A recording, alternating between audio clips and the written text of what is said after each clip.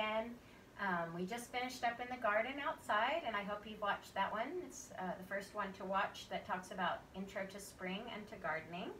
And now I want to read you a book called Growing Vegetable Soup, and it's by one of my favorite children's authors and illustrators, and her name is Lois Ellert, and this is her book, Growing Vegetable Soup. Dad says we are going to grow vegetable soup. We're ready to work, and our tools are ready too. Do you know the name of this tool right here? Yep, it's a rake. And right here, a shovel. And right down here, a hoe. We are planting the seeds, and she has some real seeds that she's drawn here in her illustrations. A green bean seed, a pea seed, a corn seed, a zucchini squash seed, and carrot seeds. And look how teeny tiny those carrot seeds are. And this is the soil, which is another word for the dirt, seed package, and the gardening gloves. They are also planting all the sprouts. So some of the plants are already started when they put them in the ground, like tomato, broccoli, pepper, and cabbage. These are some little onion sprouts. And they're going to put those into the ground as well, plant them.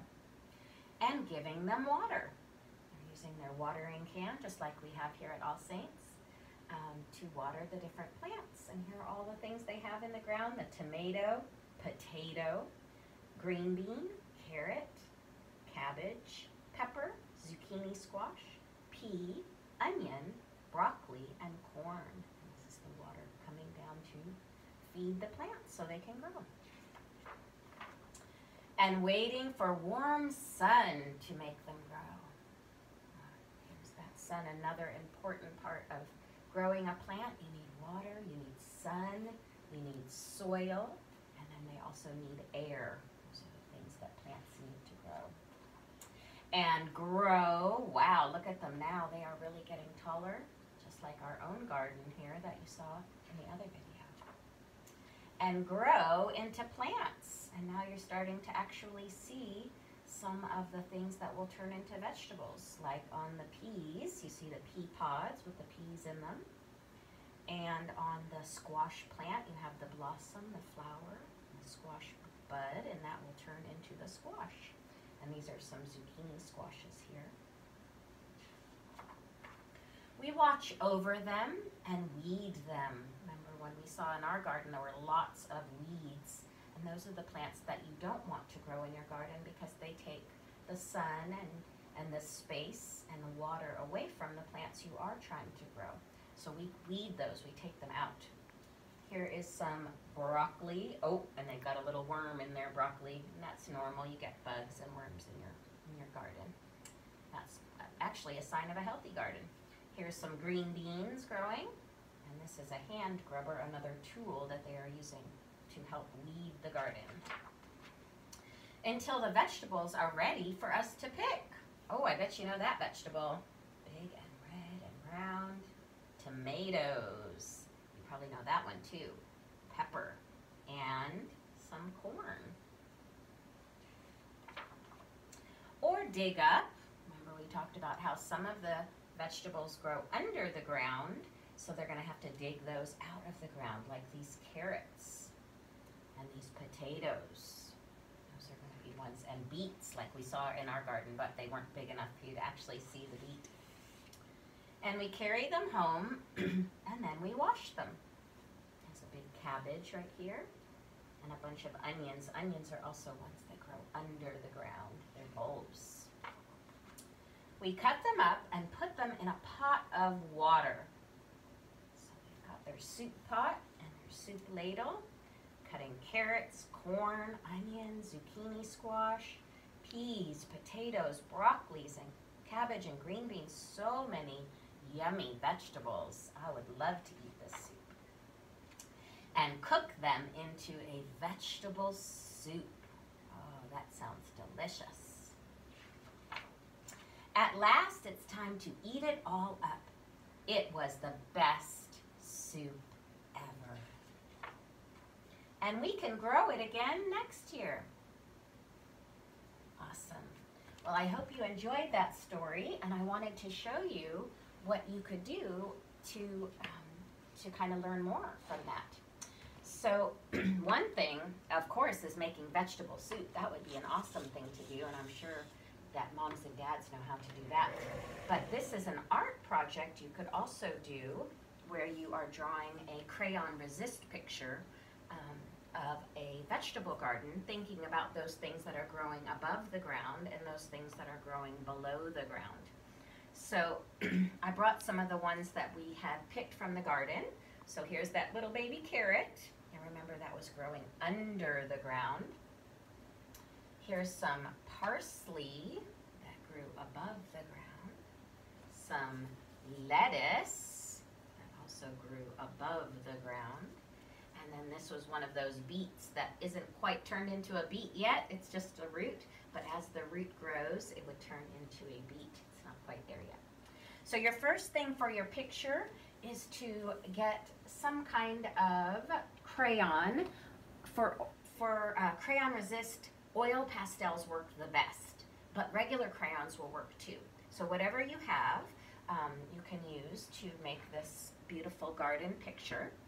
And your first job is to mark where you want the soil to be, so you have your above ground part and your below ground part.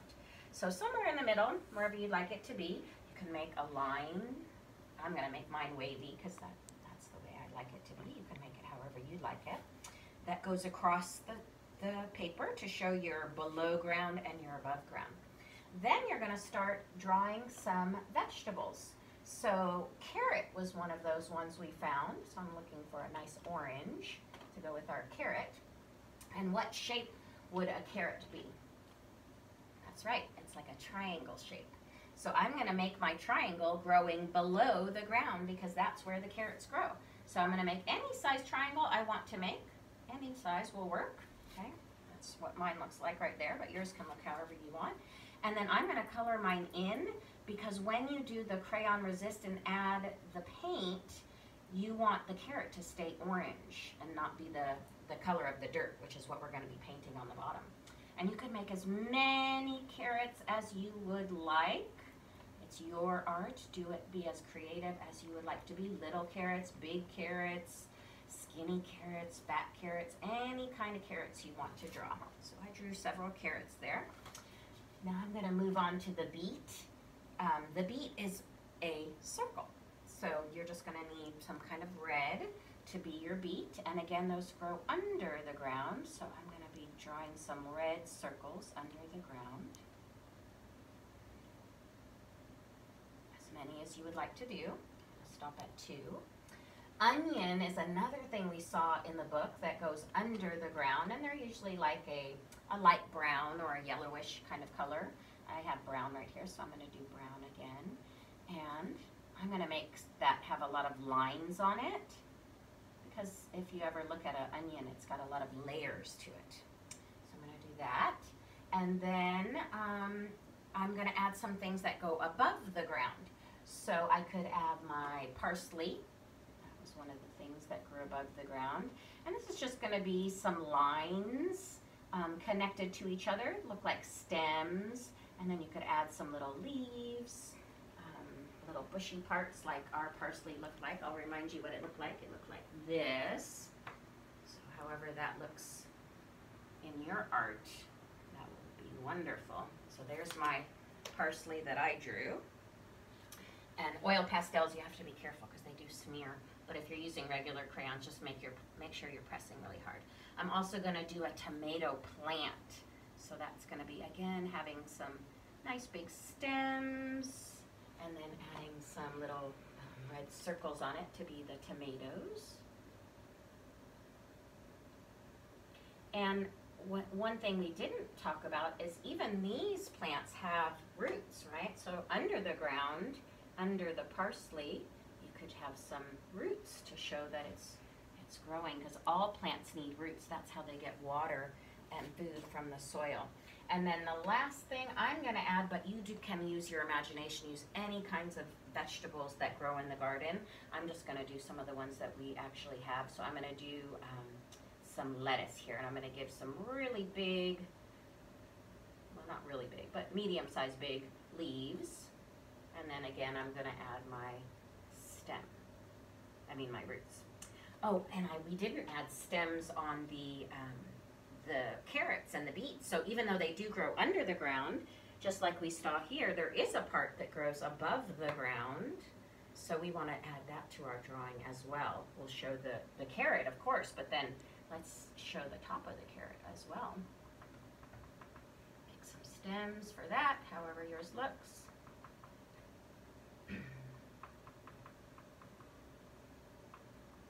And then for the beets, and this one was what the beet leaves look like. They're also called beet greens, and you can eat these. They're really delicious, actually.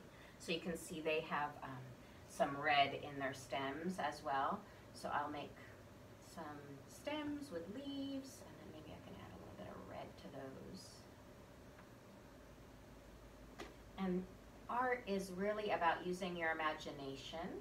We've talked about this before. When you're doing science, you're trying to really make it look exactly like it looks. So this is kind of a mixture of a science picture and an art picture, because I am trying to make it look somewhat like it looks in the garden, but also using my imagination. All right, after you've got all your vegetables on there, your next job is to use some watercolor paint if you happen to have some at home. If not, you could definitely just color with a crayon or with a marker to show the dirt and the sky part. If you happen to have some watercolor paint, this is what a crayon resist is. So you would get some watercolor for the dirt, for the soil, and because it is got oil in the oil pastels or wax in the crayon, it is going to resist the paint. So it'll be brown everywhere except for where you have drawn your picture. So I'm gonna keep doing this on all the dirt part. And we can go back. The more water you add, the lighter your color will be. The less water you add, if I decide not to add water, then I'm gonna start to get darker brown dirt. So it really depends on what you want your picture to look like, how much water you want to add. If you want it to be very light and not go strongly over the color, over the crayon color, then you add more water, okay?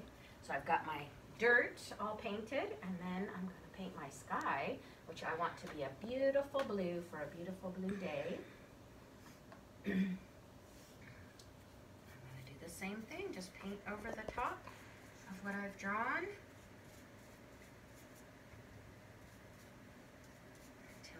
Covered the entire paper.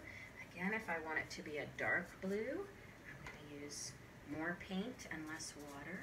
And if I want it to be a light blue, I'm going to use more water so that it lightens the color up. And I'm almost done with this beautiful garden painting.